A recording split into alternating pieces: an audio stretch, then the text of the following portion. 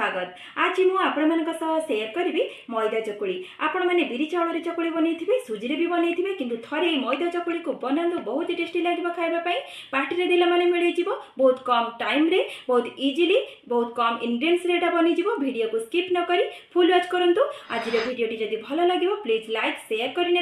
जदि मो चैनल में नुआ होइतिबे प्लीज सब्सक्राइब करने। तेबे चलंतु स्टार्ट करबा आज रेसिपी।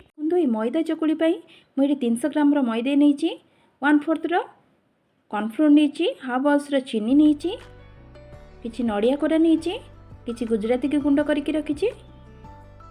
प्रथम आम गोटे बड़ बाउल नेबा से मैदा को देदेबा। आपण मैंने चाहिए खाली मैदार भी बनी पारे किंतु कॉर्नफ्लोर देले टिके टेस्ट भल आसी थाए। एबे स्वाद अनुसार लुण को देदेबा। अल्प अल्प पानी देकी ताकू भल से मिक्स करनेबा। गोटे बैटर प्रस्तुत करवा एमती चकुली बैटर प्रस्तुत करा जाए सेमती ही करवा। बैटर कंसिस्टेंसी टाको सेमिति ही रखिबा। एका थरे के आपण माने पानी देबे नहीं अल्प अल्प करके देबे जेति की पानी लागिबो। एबे व्हिस्कर साहाय्य रे ताको भल से मिसाई नेबा। जेहेतु आमे एथिरे कॉर्नफ्लोर देइचे टिके भल से मिसाई देबा।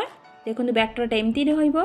एपटे गैस रे करी बसैथिले करी रे आमे नड़िया कोरा को देदेबा चीनी को देदेबा। भल फ्लेवर आसापी आम गुजराती गुंड को देदेबा ताकू भल से मिसाई नेबा। नड़िया को भाजिकी पूरा प्रस्तुत कले पिठार टेस्टा भल आसी थाए। आपण माने चाहिए न भाजिकी भी बनई पारिबे। एबे देखंतु पूरा फ्राए हो गलानी नड़ियाटा। एबे गैस रो फ्लेम को ऑफ कर देबा। तापर आमे गैस रे तावा बसैबा। साहाय्य रे तेल को ग्रीस करि नेबा। मन रखु गैस रो फ्लेम को लो टू मीडियम रे रखिथिबे। तावा को बेसी हिट करिवे नै। तापर आमे बैटर को देदेबा जेमती चकुली बना जाए सेमिति ही बनैबा। टिके ऊपरटा हे आसला बेलू को आमे सेथिरे नड़िया पुर को देदेबा। नड़िया पुर को दे सारा पर ताकू चारिपटू एमती फोल्ड करि नेबा। केते पतला हेची देखंतु एमती फोल्ड करि नेबे। ताकू टिके आर साइड को उल्टै दबा। तापरे आमे ताकू प्लेट को काढ़ी नेबा। एबे हे गला। बे प्लेट को काढ़ी नेली सेम प्रोसेस रे आउ गोटे चकुली को बनैबा। एमती तेल को ग्रीस कर देबे। बेसी तेल भी एथिरे दरकार नहीं। तापरे बैटर को दे देबा। चारिआड को ताकू स्प्रेड करि नेबा। टिके पतला करके बनैबे। जेते पतला करिवे सेते टेस्ट लागिवो चकुलीटी। निश्चित आपण माने मैदा चकुली को बनातु बहुत ही टेस्टी लगे। आपण माने जेते प्रकार चकुली भी खाइथिबे किंतु ए चकुली को बनातु थरे बने के खाइला माने आपण माने बारंबार बने के खाइबा पई इच्छा करिवे। एमती नड़िया पुर दे की बनातु समस्त को बहुत पसंद आसीबो। देखंतु एमती चारिपट को ताको फोल्ड करि देबा। गोटे थर करे आपण माने 7-8टी चकुली खाइ देबे।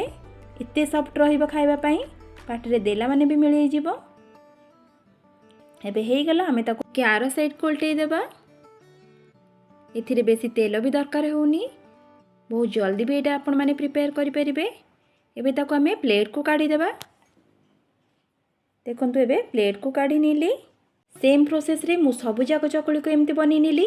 ताले देखंतु एठी हमर रेडी हो गला सुपर टेस्टी डिलीशियस मैदा चकुली। आपण माने निश्चय एटा को बनांतु समस्त को बहुत पसंद आसीबो। पिला मानन को भी एटा बहुत ही पसंद आसीबो। आपण माने कोनोसी उपास व्रत रे मध्ये एटा को बनै परिबे पूजा भी करि परिबे। निश्चित बनै साला परे आपण मानक मतामत मते कमेंट सेक्शन में जणेबे। आपण मानक किपरि लागिला टिफिन्स रे कोन जल्दी बनेबा पई चाहउचंदी ताले एई रेसिपी को निश्चय ट्राई करंतु समस्त को पसंद आसीबो मोटा ग्यारंटी दउची। आउ जदि किछि आपण माने नुवा रेसिपी देखिबा पई चाहउचंदी ताले आपण माने कमेंट सेक्शन में जणेबे। मु निश्चित आपण मानन पई नै आसीबे। ताले आज पई रहउची पुणी आसीबे नेक्स्ट वीडियो रे किछि नुवा रेसिपी नै। नमस्कार बाय जय जगन्नाथ।